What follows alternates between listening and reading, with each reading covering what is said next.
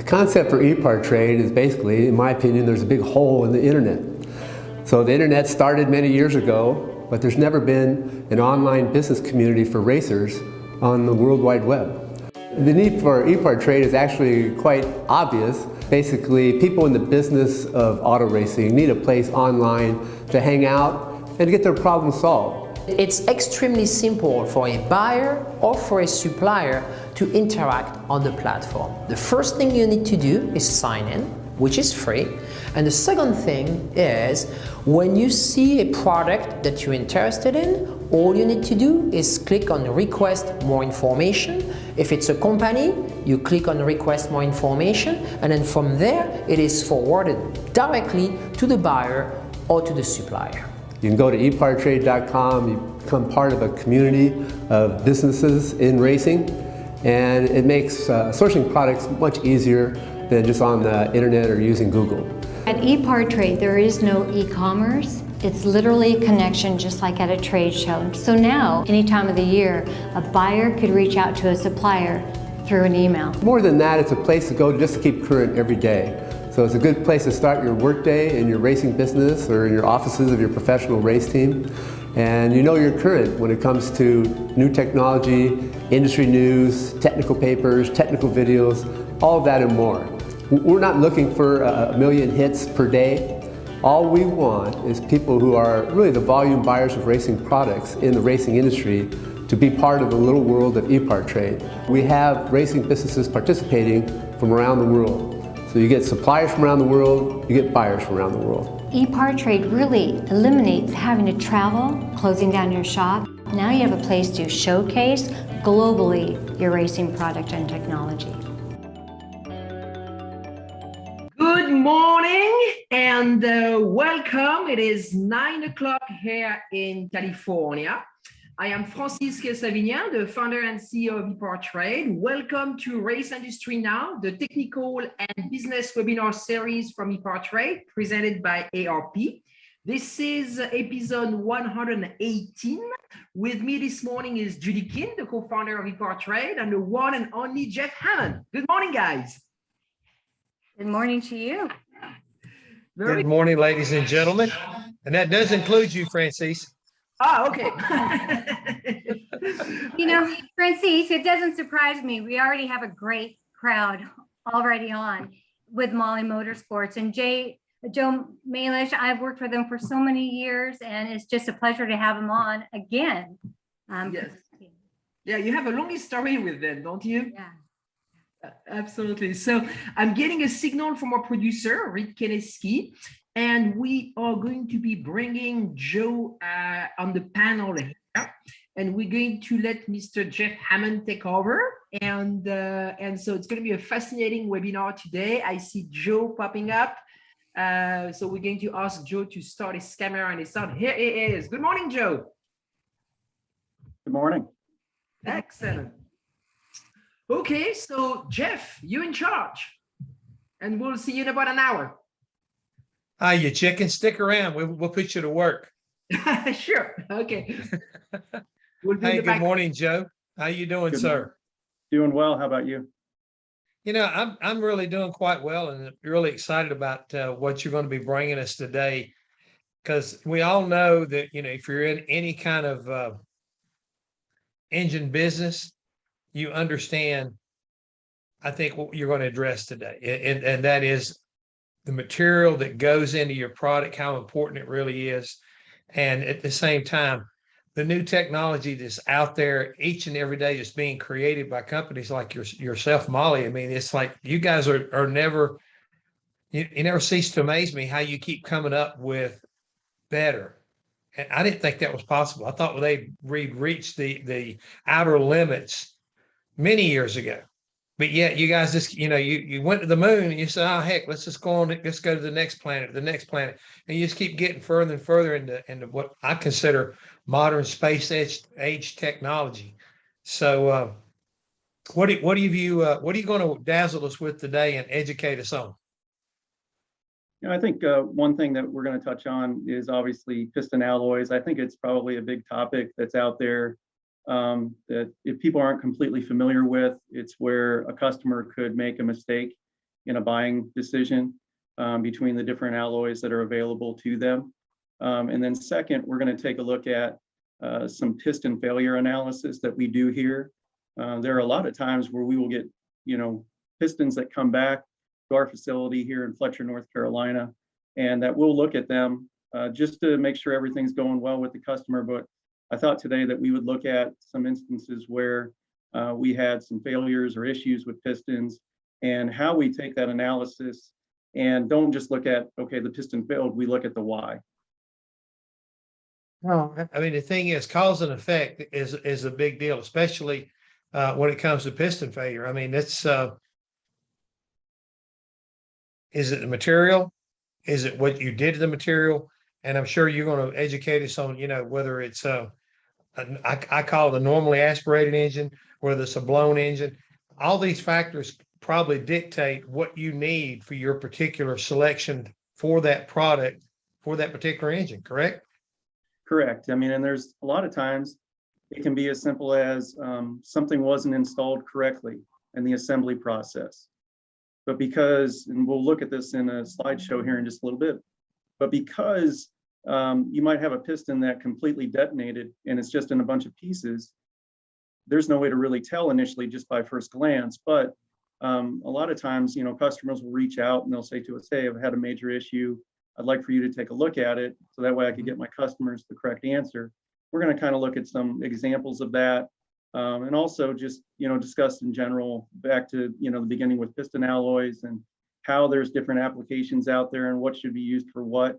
The questions that commonly come up with customers that will call in and say, hey, I got 1,000 horsepower build and I want to use this type of alloy. What do you think? And then we'll start getting into it deeper with them about, well, how are you actually really going to be using this application?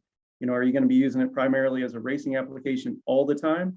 Or are you going to go to Cars and Coffee with your family on a Saturday morning and using it as a daily driver, 60% of the time? Again, all of those things right there to me are the unanswered questions. And I'm sure there's a lot of folks out there right now, like myself. I'm sitting there thinking, okay, this guy, as you've already pointed out, is he going to go down to the local, club and hang out for the weekend? Or is he getting ready to lock and load over here at the Mooresville drag strip here and start making passes on Saturday and Sunday and Monday, all during the Labor Day weekend, and just run the dog out of his son gun? So yeah, everything has its needs and it's designed for its application. So show us the way. Sure.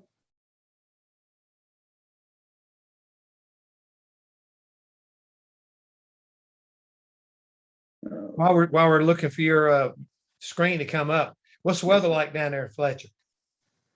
We got a lot of rain from the remnants of Hurricane Ida, but we're looking forward to having weather back in the 70s. We're a little bit cooler than Charlotte is, being up here in the mountains. We're just outside of Asheville, North Carolina, so that part of it's pretty nice. All right. Can you see that there, Jeff? I do. Okay. So just basically, we're going to look at alloys and piston failure analysis. We're just trying to cover really 3 areas. And that is, alloys. People often come to us and they'll say, strongest is the best, right? I want to have a strong alloy. Well, there are 2 major different alloys that we'll talk about, and then pieces and packaging. And that's where we would have a piston failure. And we're looking at the packaging and how that packaging actually gets back to us here at our facility in Fletcher for analysis, which is very important. And I think it's just a good way to educate people out there that, hey, if this happens with one of your customers or a situation like this comes up, the best way to get it back to us for that analysis in the process to do that. And last, it's a little bit, of something that we always hear on the phone is that the piston failed. It's the piston's fault. And I think we're going to look at a few different scenarios where actually there were some other things that came into play. Something that initially, when you first at glance you look at it and you go, well, it's got to be the piston failed. But as we look deeper and deeper into it to find the why, it reveals that actually, there were different factors that contributed to its failure. So today we're going to be talking about, on the bottom right, what's called a slipper skirt forged piston.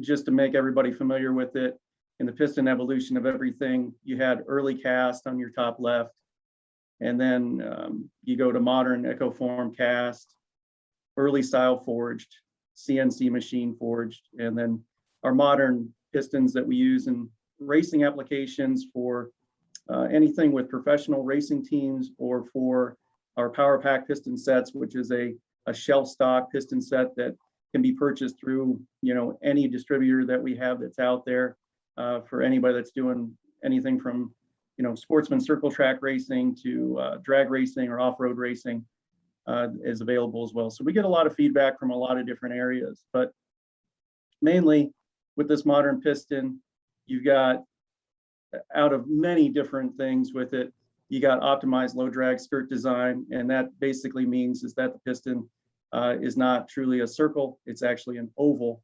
So your contact points are going to be at the, you know, on the skirt where it's at the very highest point right here, and then of course at the lowest point. So it's an oval to where you're not going to have as many contact areas on the outer edges of the piston.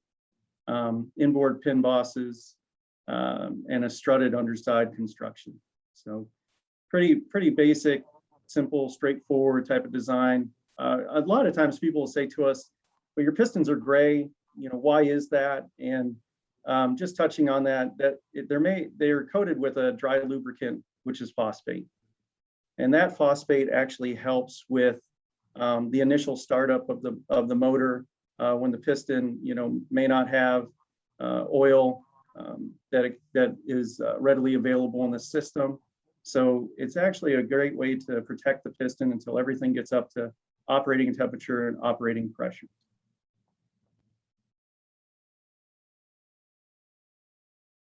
And I guess just to add, you know, just looking at this here, for those that aren't familiar with our pistons as well, there's a darker area on the bottom right there. It looks like a square, and that is graphol. It's actually a protectant for the skirt. It's made out of graphite, and it is screen printed onto the side of the piston skirt there.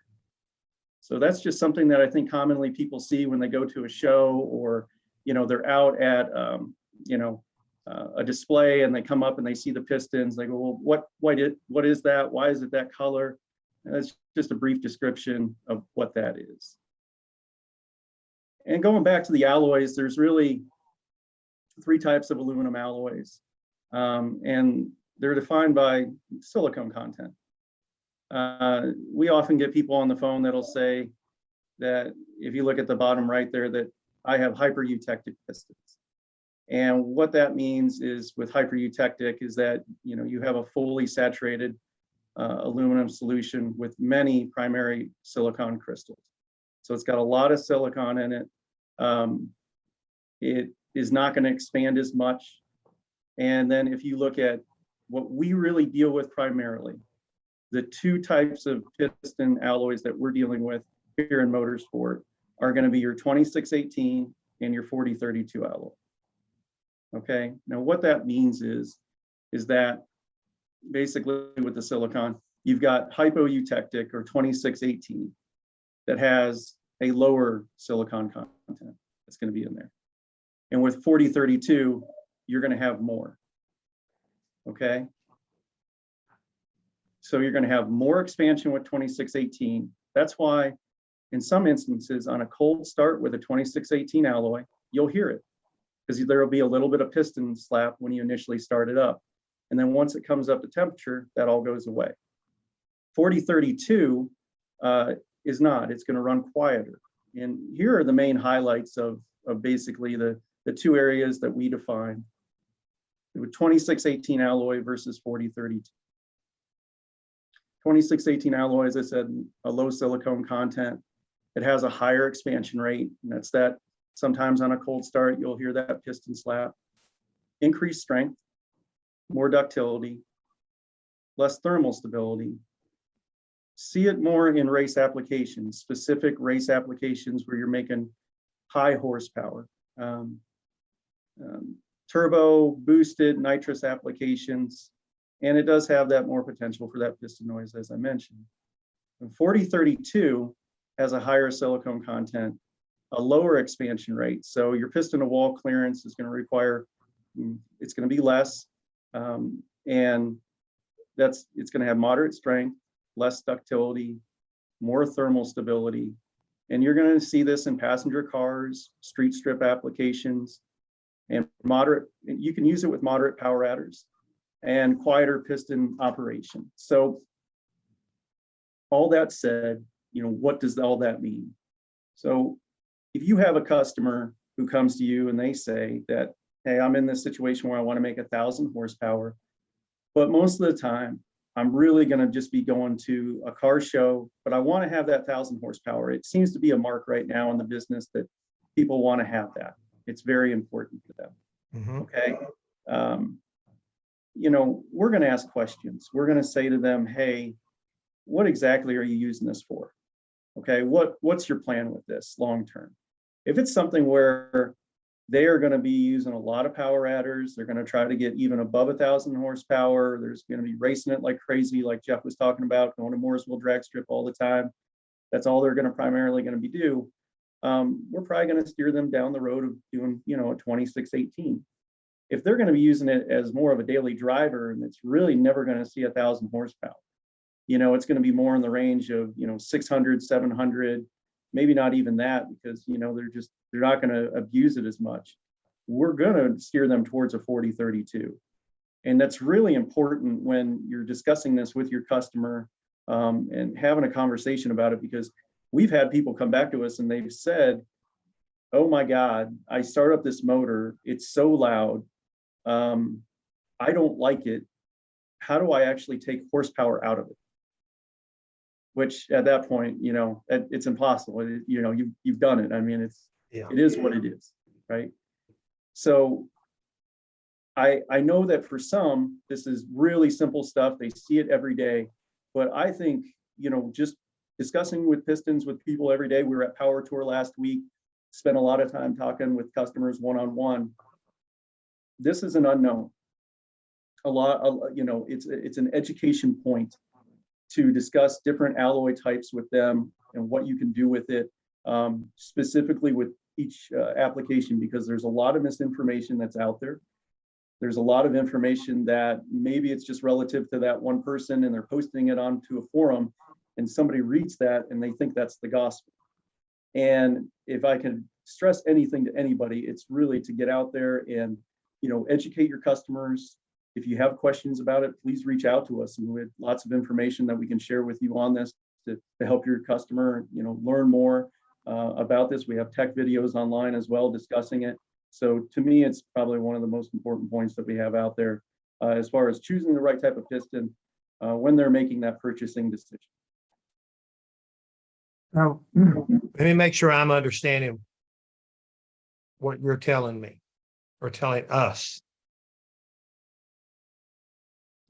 The low silicone content versus the high silicone content has nothing to do with coating. It has to do with the actual building, the initial thought process of making the piston. Is that right?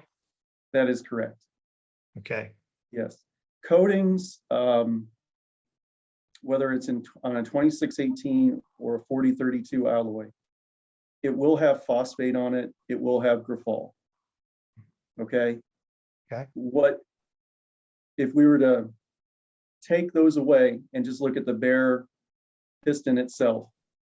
That is what really matters, and that is where really the difference is in the expansion rate, and also how that piston reacts to the horsepower environment and the environment that it's in every time, whether that environment is harsh or whether that environment is not as bad and you're not using as many power adders, you're naturally aspirated. So, 4032, you're talking moderate power adders,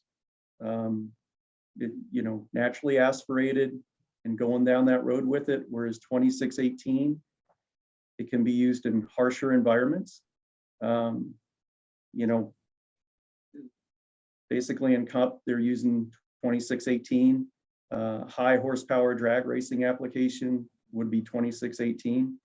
Now, 4032, you can get away with instances. We know of people who drag race that are over 1,000 horsepower, have power adders that they throw to it, and they are in that instance using a 4032, but it's just not something that we'd sit there and go, if you're trying to really push it and, you know, say 1,500 horsepower, it'd just be a no-go.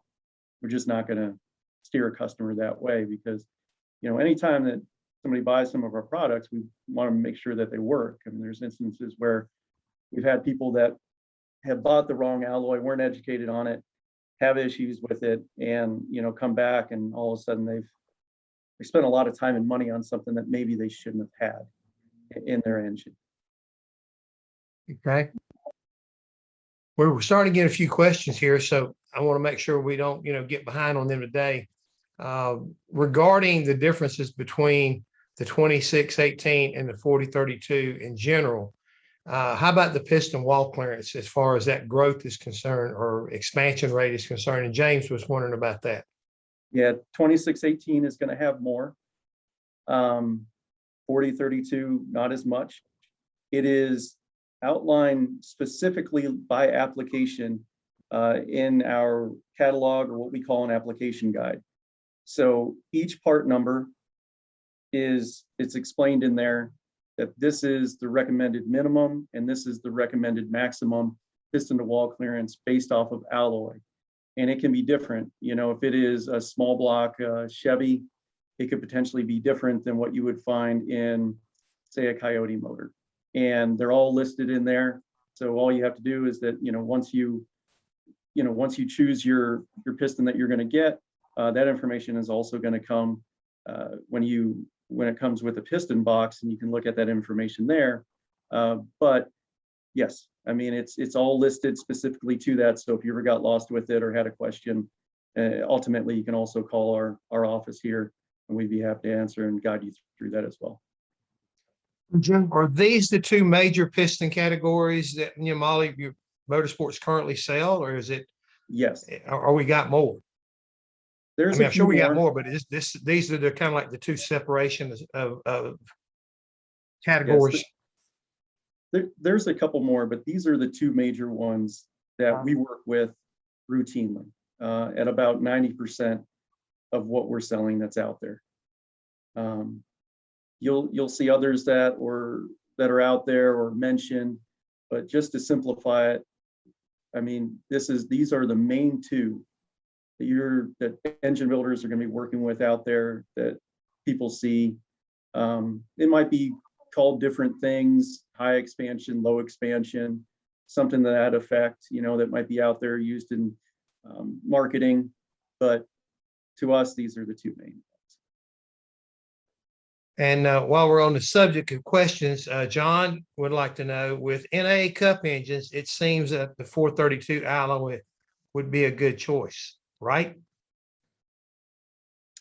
I mean, it just all depends on what, they're asking for. And that is more of an area that, it's almost like a private label. We do a lot of private label work with companies and with customers. And if they are specifically requesting that they want to have a 2618 alloy used for that specific application, we'll advise them, but ultimately it is their decision. Mm-hmm. So it just depends on what, what the customer is requesting and what they want. I think, one of the things I'd be curious about, and if you're educating me right now, you give me a lot of characteristics and how they differ. But if you put a 4032 type piston in an engine that's going to be beat up a little bit, you would probably run more of a risk of product failure. Whereas if you put a 2618 in one that you're just kind of going around and down the street, you just spent more money you didn't need to. Would that be a way to differentiate? That's perfect. I mean, what it comes down to is, you know, in real high horsepower applications, 2618 is more forgiving. There you go. Thank you. Yeah. Yeah. But you're going to pay for it. I mean, it's got the stuff in there to help protect itself, whereas the 4032 is not designed to take that abuse on that, you know, in certain applications. It's not supposed to do it. Right. Yeah, that's correct. And then there's other things that would fall into that. There's certain instances where you might have a top anodized ring groove on a 2618 alloy.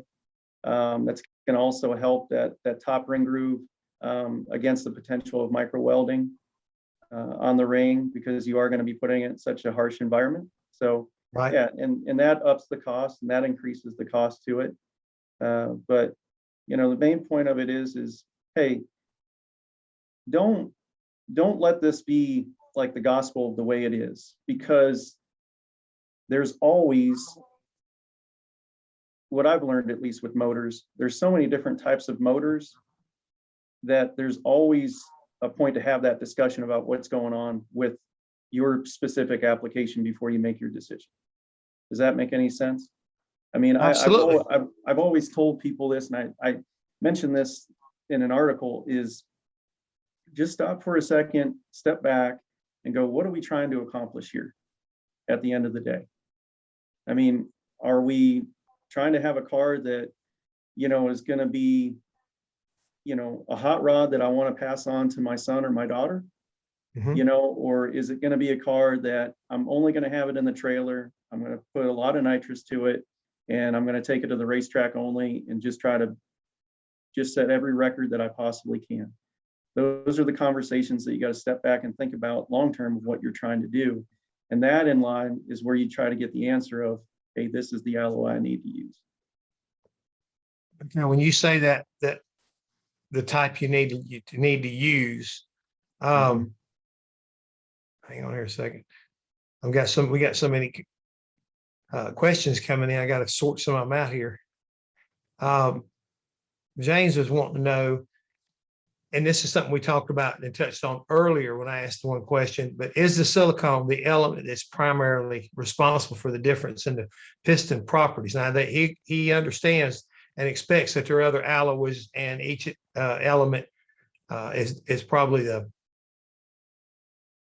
like the salt and pepper, but this is the main meat and potatoes as far as this deal is concerned. Is that silicone and the amount that's in the 2618 versus the 4032?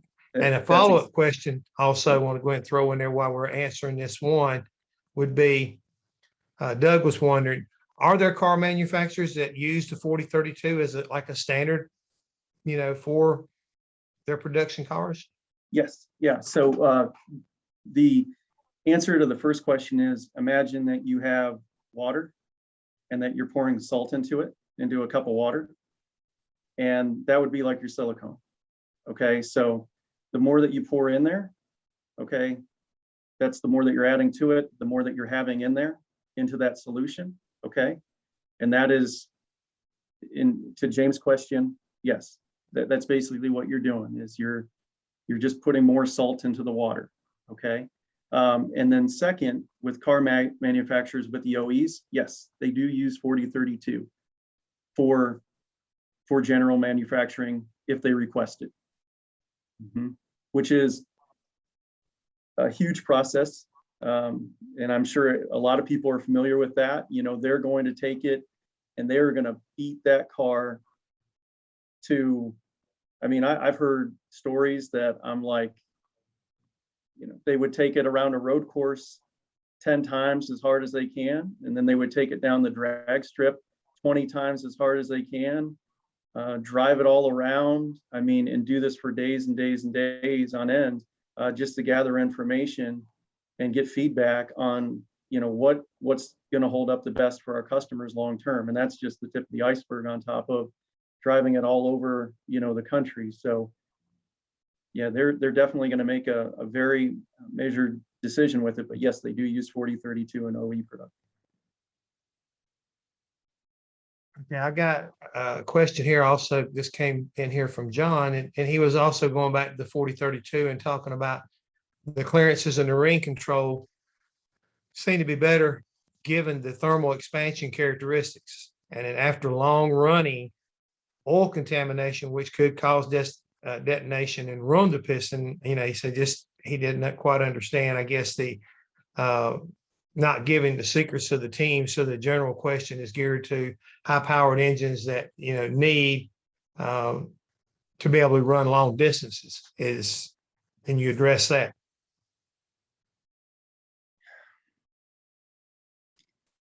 Yeah, I mean, basically, 4032 is going to be used for something that you're going to get longer duration out of. Okay. In reference to the rings, yeah, I do see that,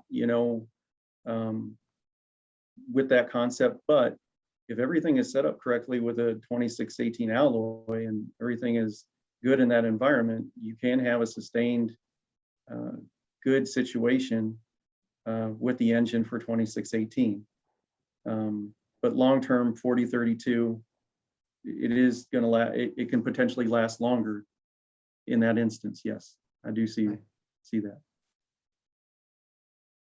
And Walt was wondering, are all your pistons available in both alloys as far, I guess, No. the design? No. A lot of them, and it just depends on the feedback that we're getting from customers. If we're seeing a demand for a certain type of alloy, then we will increase that. So if you look at a lot of what we do with small block Ford flat tops, we do have a lot of that listed in multiple alloys. And when you look through the catalog, you can see it because the part number will be in black, and then down below it, it'll be in blue. And that's a simple way for us to see that, hey, it's available in both. There's other instances where it's only available in 4032 because that is, again, what we're seeing that's selling and what the customer wants. And Rick Bailey would like to know, what, if any, is the weight difference between 4032 and a 2618?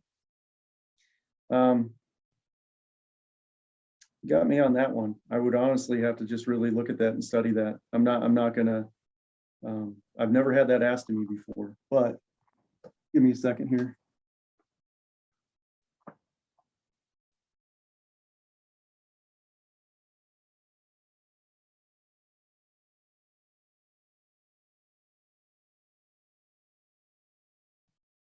You're gonna have Just so you know that a lot of people are enjoying our dialogue. Yeah, just looking at it here, 2618 is going to weigh a little bit more. Okay. Typically, so let's say you got a small block Ford piston.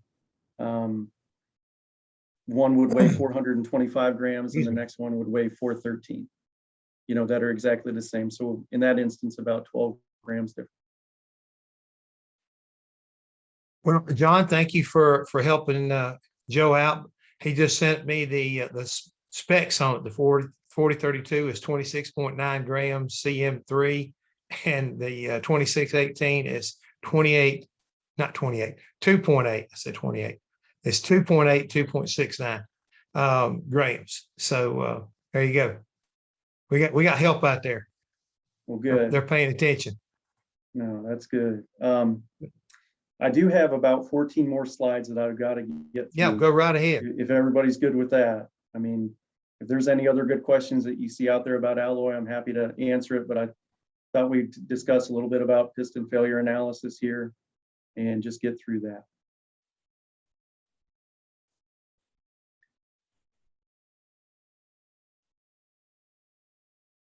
So piston failure analysis, right? I mean, it's the piston's fault. I mean, look at it. It's junk. And affirmative. It's junk. It's junk, right? It's junk. So this is typical of something that we may get back here at Mahle Motorsport, and that a customer will call up and say, "Hey, I've had this catastrophic problem. I had this major issue. I need help. I don't understand what happened. I feel like I did everything right on the assembly part, or it'll be a customer and, they're upset and they're talking with their engine builder. The engine builder feels like, hey, I think I did everything right, but, just to make sure in looking at this, let's send this in and let's just go over it and just see what happened. And you look at it, and of course, all around the top of the piston, you have all these issues that are to it. I don't know if you guys can see my arrow at all. Oh, yes. But you see all these different issues with it. But when we look right here, right along here, you can see where it's almost like a shoulder has developed. Right. This is indicative of a circlip that wasn't installed correctly, had popped out, and then the pin started walking. Right. And it starts walking out, and then it gets right here to the shoulder, starts leaning on the shoulder here. And then from there, it goes a little bit further. Sometimes it can be, completely catastrophic. In this instance here, this is what we got back from the builder. So from there, we can, write up a report, exactly what happened. And I have another instance here where it happened in greater detail. And this is one right here. So this is a big block Chevy bracket motor. We had catastrophic damage to one of the pistons. Total run time, approximately 20 minutes at the track. Made one complete pass before it failed on the second time trial. The RPMs did not exceed 6,000, and it left the starting line at idle.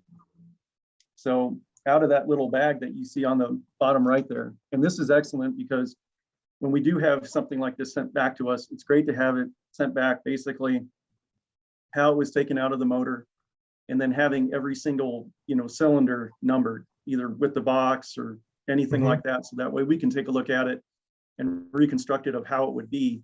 And of course, you see everything there in the baggie. That's perfect. Okay, that if it can be even tied up even tighter, that works for us. I mean, yes, we've had people that just toss all those pieces into a box and send it back to us, and then want us to figure it out when everything's fallen all around inside of it. In this instance here, the first thing we started looking at was, well, not one of the first things, but something that came up was looking at the circlip and looking at the wear that you're seeing on the circlip. So here's one of them that came out of the motor from that detonated piston. And you can see wear right here on this top mark here. On the second one, we have wear that's more pronounced here as well as here. But if you look at the top of the circlip, it's not there. So this is something that shows us basically that circlip was not installed correctly. We've got one here. We lay it over top here. You can see that one that came out of the motor is smaller. So that's telling us that it was installed, it was compressed. The other one, not as much. So from that bag of parts, and that was just one area of going down that road. There's other areas where we'll actually start reconstructing the pieces of the piston and looking at, do we have something on the skirt that shows wear? Do we have something in another area where there was a failure on the ring? What were the issues that we potentially had with that? So two instances where, because the circlip was not installed all the way, that it caused catastrophic damage to that. We do sell tools to properly install those.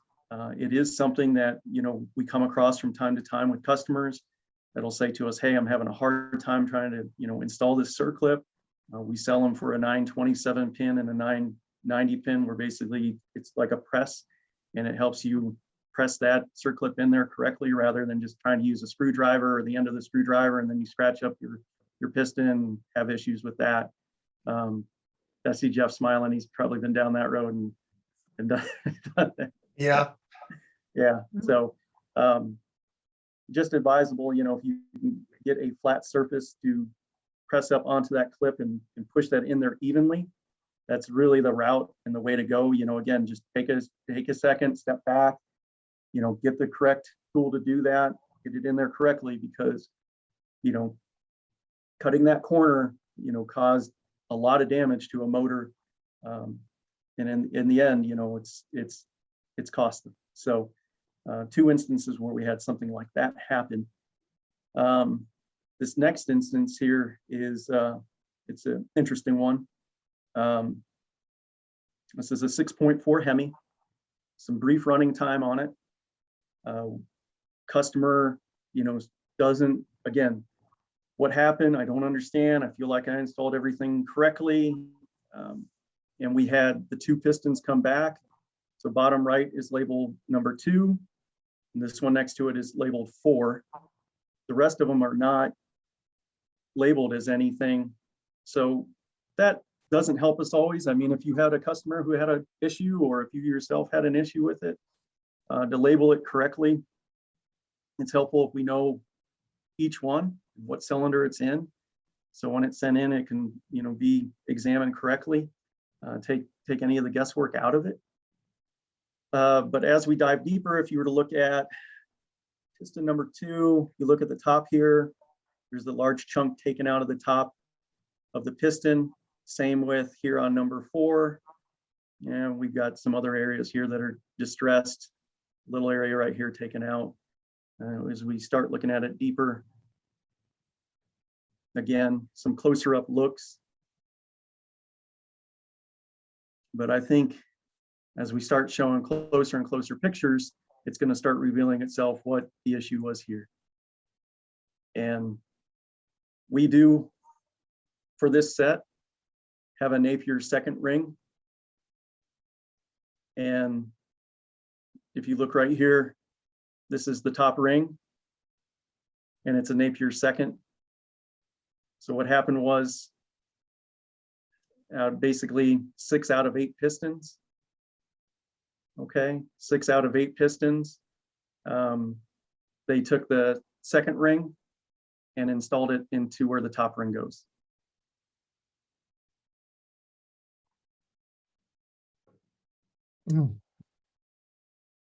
So the other thing that occurred was another clue that we had that came up was we had basically the ring was butting right here. So this is where the end of it's just bouncing around or stuck in there, causing tension. Okay, and now it can't move. It can't turn, it can't function and go anywhere. So because it's doing that, it starts abusing the top of the piston crown, and that's where you get your chunks that are coming out. And to even go further, on the left, this is where the Napier second was. You have your compression ring in the wrong spot as well. And just diagramming of how it's going up against the cylinder wall, you can see it's really pressed in hard into the cylinder wall. And we've got stuff that's just not lined up correctly here. It's just not how it was designed to work. It leads to, again, a failure in the piston. I think that one thing that commonly happens, and I think a lot of people would agree with this feedback, whatever it is, we all get excited when we get that package in the mail, right? You know, you get that set of pistons and you want to lay everything out. So it's all out. You can look at it, make sure it's all there, start, you know, measuring, gapping, looking at everything. And something that commonly happens is, even though it's labeled in the packaging, cylinder 1, 2, and 3, okay, people pull that out, lay it on the table, take the packaging, throw it away. Okay. And then it leads to, well, what rings what? I don't know. I can't remember how it came out of the packaging. It's not labeled on the rings. It doesn't say 1, 2, or 3 on it. We get that phone call every day. I mean, it's just something that does happen. In this instant here, the gentleman just had a day where I don't know, maybe there were distractions, maybe things were going on, but 6 out of 8 of those pistons had it where it wasn't installed correctly, and led to a lot of issues that he had. And I know you probably have some questions coming in, so I'm happy to answer any of those that might be popping up. So far we've been pretty lucky. I think everybody's kind of like everybody else. They're watching and seeing this here, and kind of like probably like myself in disbelief, but at the same time total understanding. Because if you've been around engine people, like I have my entire life and career, there's some people that they can build an engine in their sleep. It doesn't matter, but you still have those who are still learning, and they are easily distracted and they get confused, and yet they will not pick up the phone and call people until it's too late. Yeah, and And I think you got a $30,000, disaster. yeah, and I think that, the reason why I'm sharing a lot of this information that we're seeing is that with the pandemic, a lot of people's behavior has changed. With, instead of going out to the movies or going out to dinner, they're working on the house project, or they're working on that car project that they could just never get to. And we're seeing a lot more people trying to, build motors themselves. And we're running into this issue, more and more. And even though that we have all the instructions that are in there, everything that's there, it can still happen. And again, if there's ways to educate people or bring it up and make people aware that, hey, this is how, we're trying to deal with it, and this is what we're seeing. If we can help out anybody that's out there or come across it, or if you're an engine builder and you're like, gosh, why did I have this catastrophic failure? And maybe there's some examples in here that'll go, okay, this is something that I definitely saw in the past. Now I know maybe this is what happened, but it's all kind of reconstructing, a crime scene in a way. What exactly happened, what occurred, what was the issue. So I've just got a couple more examples here that I think people will find interesting. Well, answer this question for James in real quick, because it came in just a second ago. What is the purpose of the groove in the piston between the top and the second ring groove? Yeah, the accumulator groove is basically, to help with oil, and basically to help with the function of oil and gases, in between the top ring and the second ring. So it accumulates basically in that area rather than just being flat and potentially up against the cylinder wall. Okay.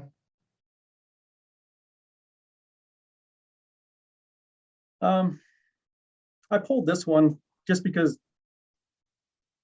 there's one thing that's on here that I wanted to just relay, and it kind of stands out that maybe it's not obvious instantly. But what happened with this one, it was a Duramax diesel, 1,000 miles, broken camshaft, okay? But the customer, what he did was he wanted to have the pistons looked at, and before he sent them to us, he washed them. And because he washed them, it actually hurts us from understanding and seeing what issues he may have had with the piston. There was probably, obviously, you look at the top ring, there was probably more residue that was up there. You've also got, there's a picture on the top right here, where you have a little piece of metal pocket right here starting to come out. The only thing that we could really conclude from this was due to pressure spikes in the motor, that it started causing these issues to happen. It was inconclusive otherwise, and that was just because if you've got an engine failure or a piston failure or something to that effect, don't go and clean it. Again, it's like a crime scene or whatever happened there.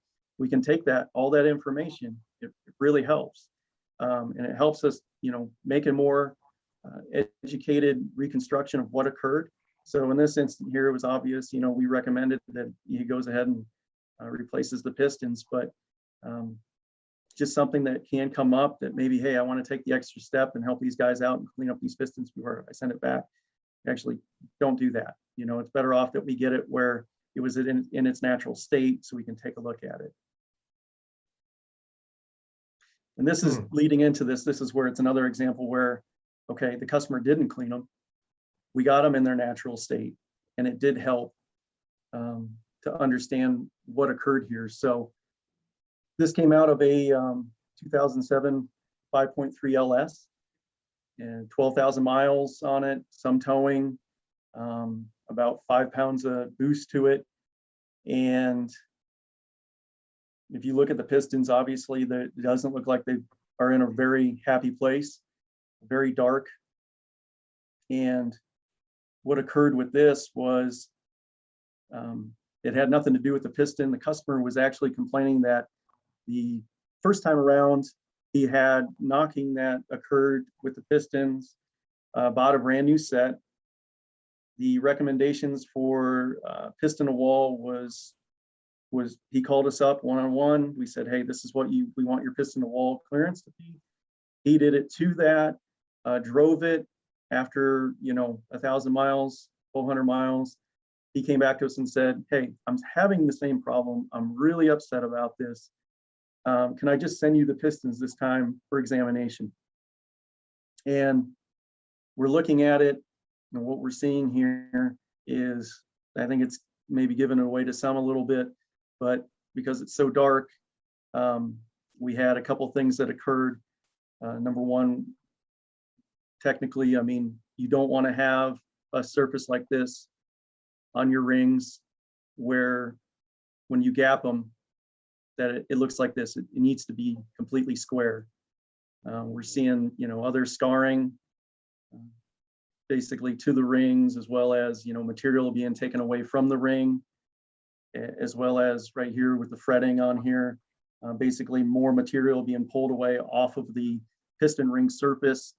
And, just to conclude, basically what happened with this is the tuning and the injectors were just dumping fuel into the combustion chamber, and that was getting down into the rings, and the fuel was actually taking away material off the piston rings themselves, and then getting down below it, causing even further damage. And that was just basically because you had such a large amount of fuel that was in there that it was taking away from the materials that would normally be in that environment on the rings and on the piston, and taking away from its capacity to operate normally. So an instance where he had issues with his injectors, and that led to the issues with pistons. But what happens often is somebody will take apart their motor, they go right to the pistons because that's where basically everything happens, and that's where everything occurs. And you look at that and go, that's got to be the issue. Something's not right here. I'm also having a knocking sound in the motor. I was told to have this piston to wall clearance. That's got to be the problem. But when we go down the road and look at it further, and look at it at a real minute level, it comes back and it's all pretty clear.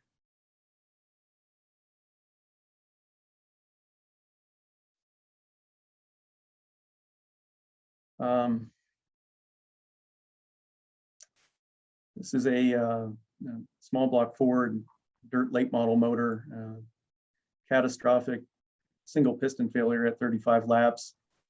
And it looks like all these pieces here, but again, the more we can get back, the better off it is. And we were able to pull up the drawing and look at, after finding these pieces in here, that you've got these two areas of the piston that are right here. And when they came apart, it looks like they were basically just sheared right off, cut right off. The best of our knowledge and what we could examine with it, again, it seemed like a situation where the pin came out, and when it was walking itself back, it started swinging back and forth in there, and then knocked those lobes off right there.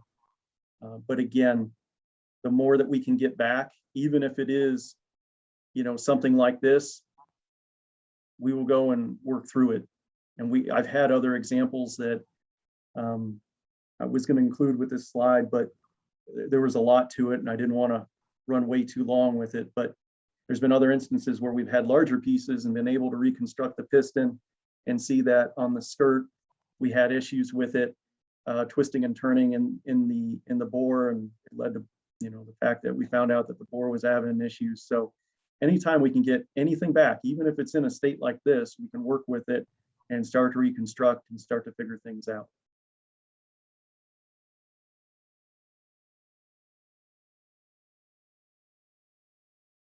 So small block Chevy Sportsman circle track had 2 dyno poles on it.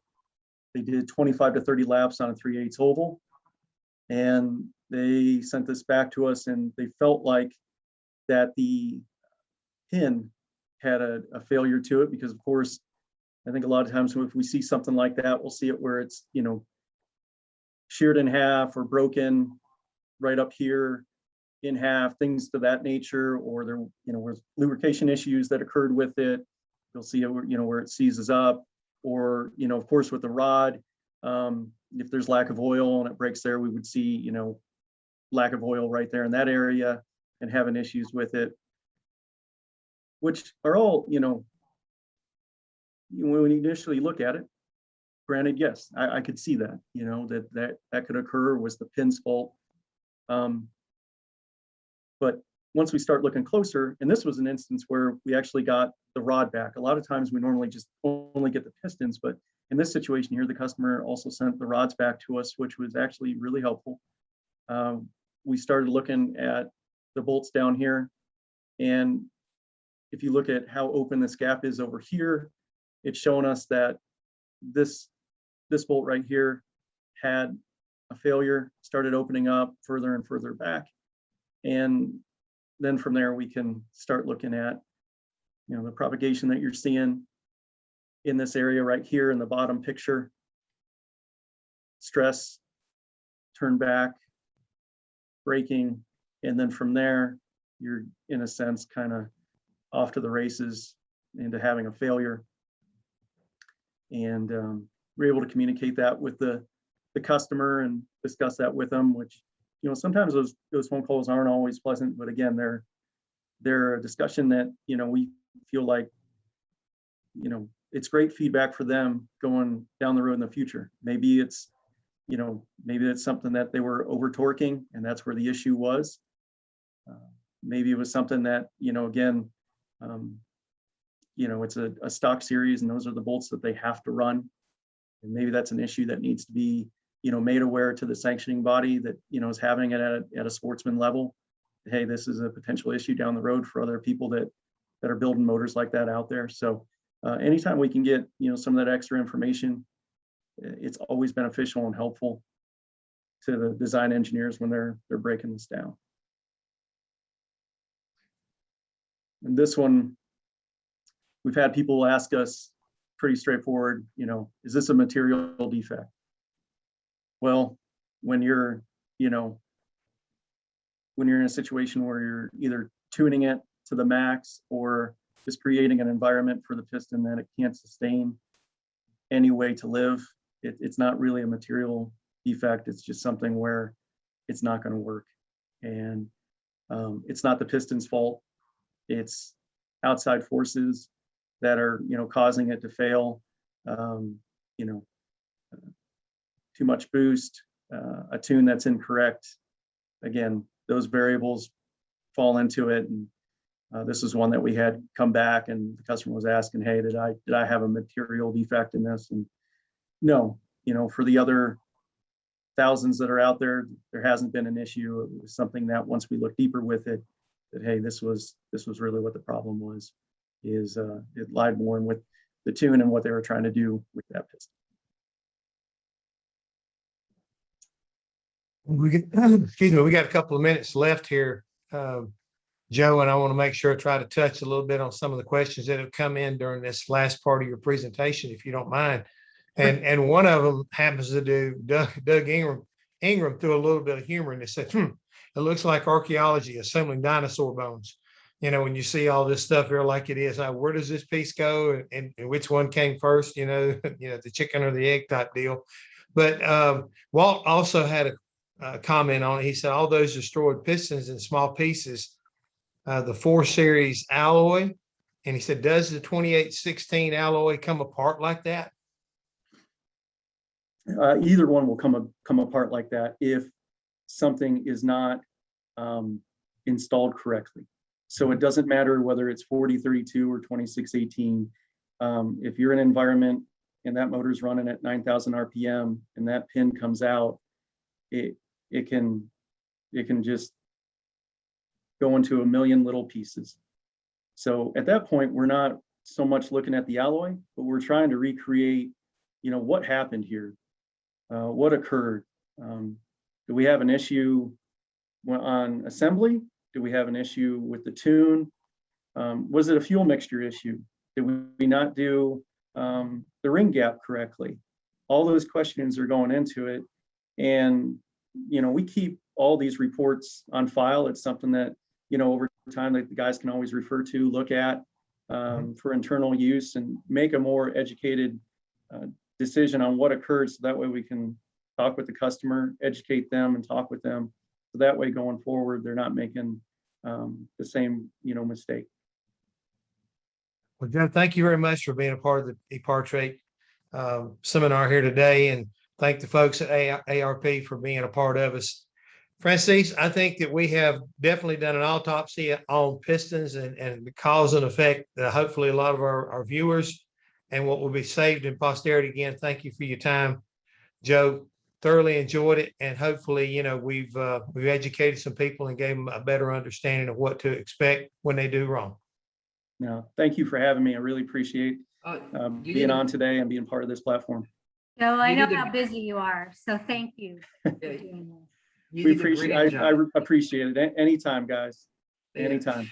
So yeah, brilliant job. The webinar has been recorded, so it will be posted on the Epartrade platform later today, as well as on our YouTube channel. Joe, we pushed Mahle's Piston back on the homepage of Epartrade. We will be back next week at 9 o'clock. Now we're going to do something special that we have never done before, Jeff, and we've been asked and asked and asked again and again and again, could you guys do a presentation of the Epartrade platform and the story behind it and all the tech, everything you're doing. So we're going to do something we've never done before. So next week we're going to be doing a special on Epartrade and ask all the questions you might have. And so please join us, invite your friend. We'll do a little demo of all the tools we build for this industry. And then we'll go back the week after that on our regular series of tech webinars. So thank you very much for joining us today, and let's go racing. Thank you. Have a good day. Bye. Registering on Epartrade is easy. Fill out your name, email, phone number, and create a secure password. Next, select your business type. Choose supplier if you're looking to display products or services and connect with buyers. Choose racing business if you're looking to find new parts and connect with suppliers. Choose race team if you own or are a member of a professional racing team. Begin typing your company name. We most likely already have your company in our database, which you can select from the drop-down. Then, enter your job title. Choose Claim Company if you'll be editing your company profile. Other members of your company can choose Join Company if they'd like to use Epartrade as well. You can view and agree to our terms of use here. If you'd like to receive our weekly newsletter, choose Accept. Click Register Now, and your registration will be submitted for approval. You'll need to confirm your email once it goes through. To keep our platform industry only, you'll be approved shortly after. If we require additional proof of business, we'll reach out. Welcome to Epartrade.